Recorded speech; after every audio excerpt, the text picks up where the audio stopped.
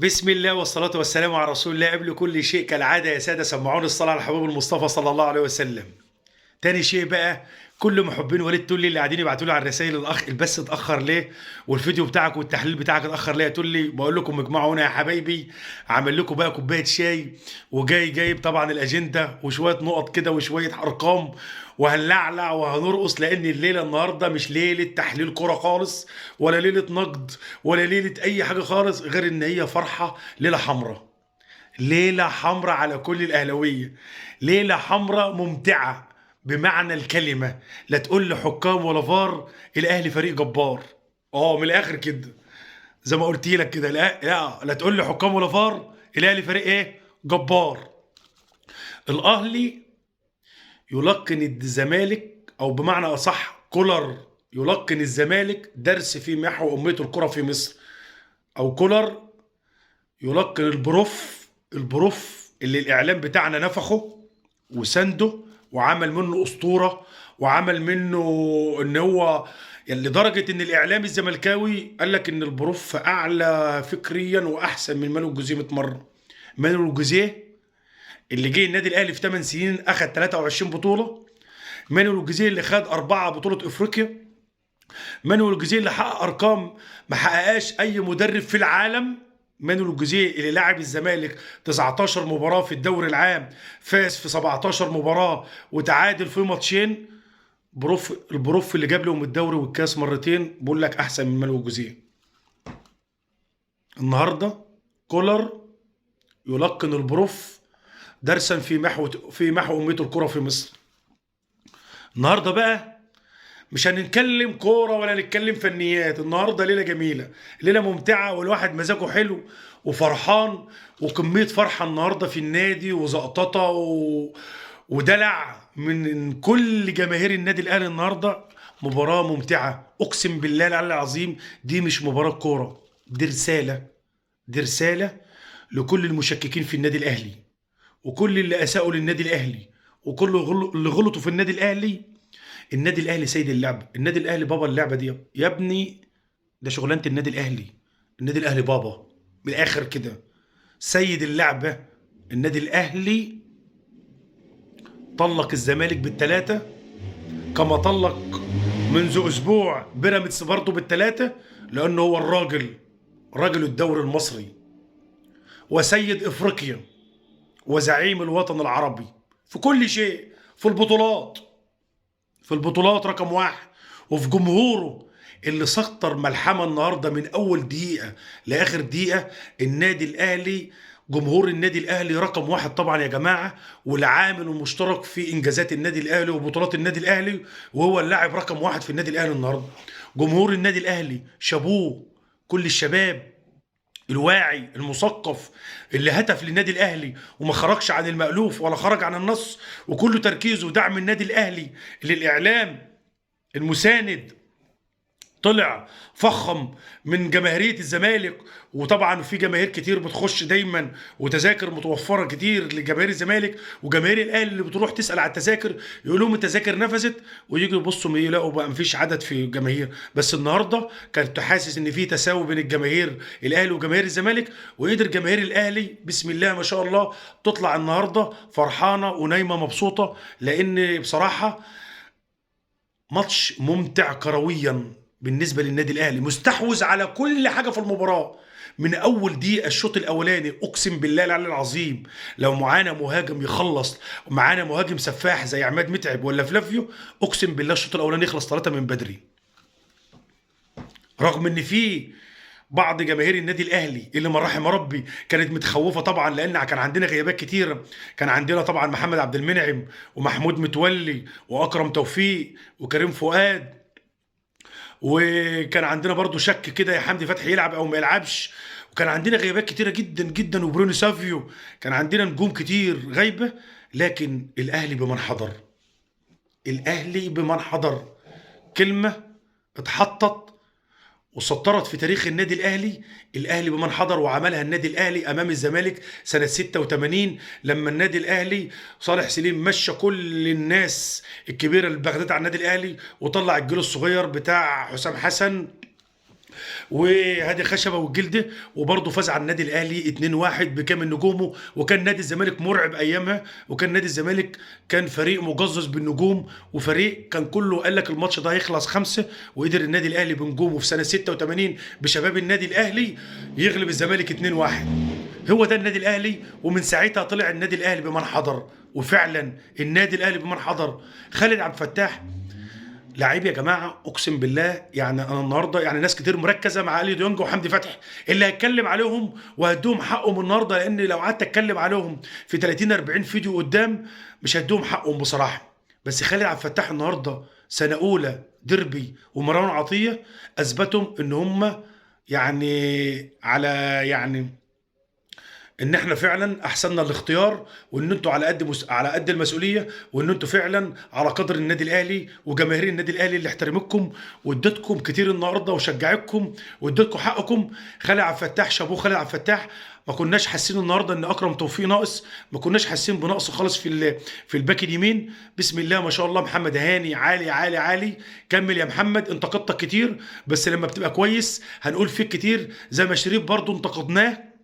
محمد شريف بقاله سنه ونص، شريف المخيف العفيف الظريف الظريف اللي النهارده بيقول لي يا كابتن وليد قلت فيا كتير، النهارده لازم تديني حق. وانا بقول لك يا محمد يا شريف النهارده يعني 1,000,000/10. بسم الله ما شاء الله.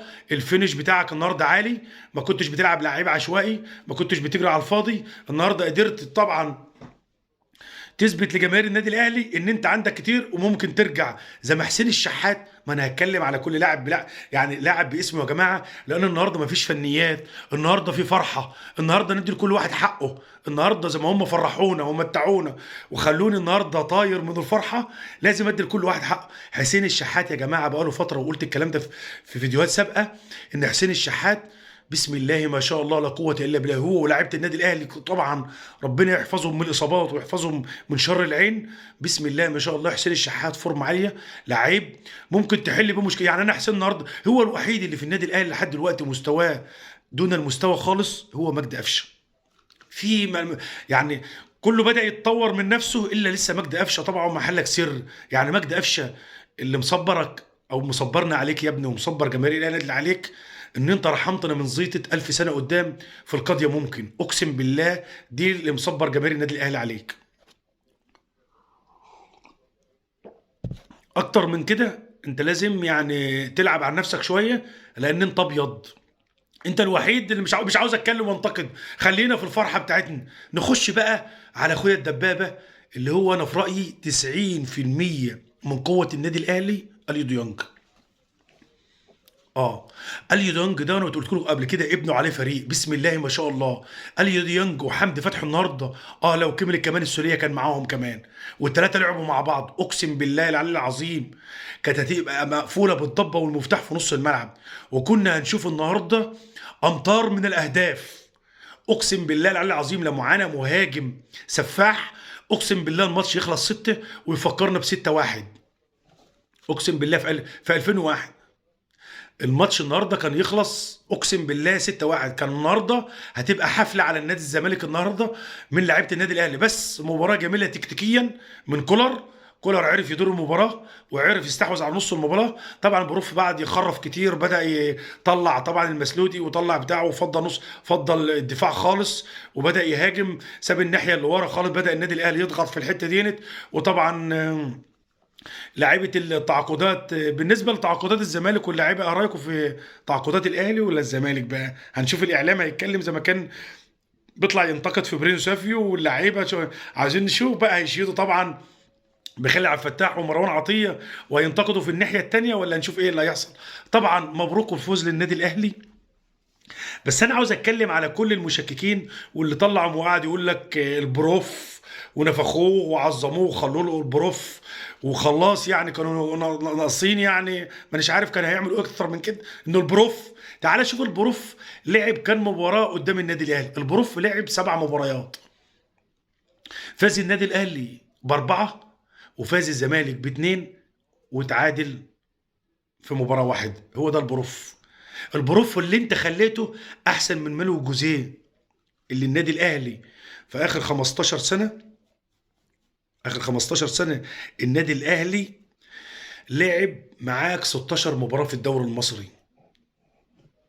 الاهلي فاز في 14 مباراه والزمالك فاز في 2. ده الديربي بقى اللي احنا بنقول عليه جماهير الاهلي، ده الديربي المزعوم. الاخ ايهاب الفول السنه اللي فاتت بيقول لك ازاي ده ديربي يا جماعه، انتوا بتقولوا عليه ديربي ازاي؟ ان ازاي مركز الاول الزمالك هيلاعب مركز ثالث الاهلي؟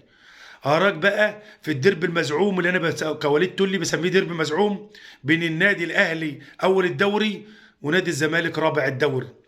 الاهلي يتصدر الدوري منفردا بفارق 4 نقاط عن اقرب منافسيه فيوتشر، و5 نقاط عن بيراميدز، و8 نقاط عن منافسه التقليدي والمزعوم كديربي زي ما احنا بنقول ب8 نقاط. هو ده النادي الاهلي يا جماعه. احنا قلنا مبروك طبعا النهارده، يعني مبسوط جدا جدا جدا لكهربا.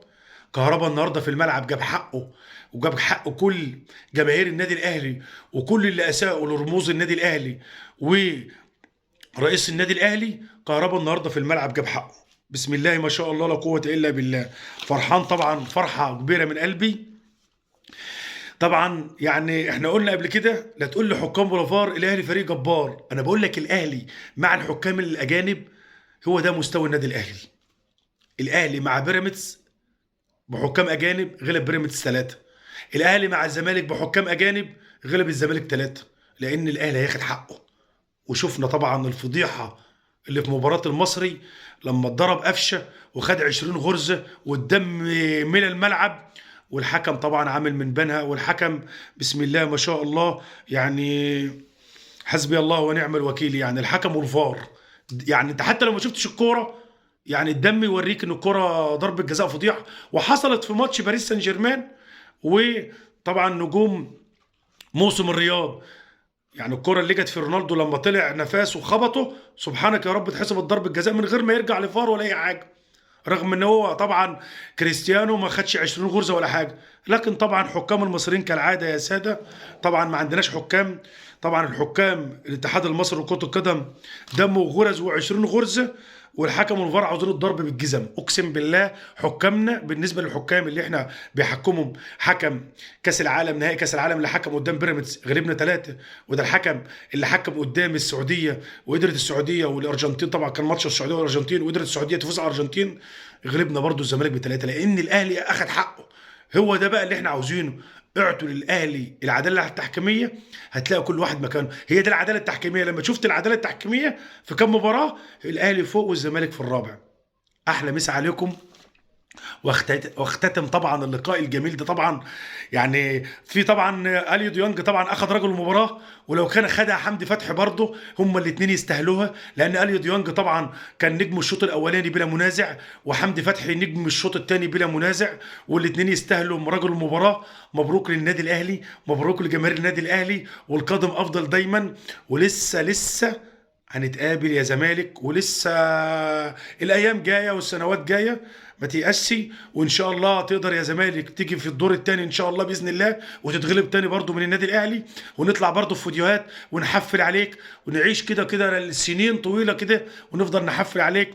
وطبعا انا عارف جونك جون كهربا رصاصه في صدرك يا خالد يا دلدول، انت والموسيقار مرتضى اكبر مؤلف خوازيق في مصر مرتضى منصور. شعورك ايه وكهربا بيعلم عليكم؟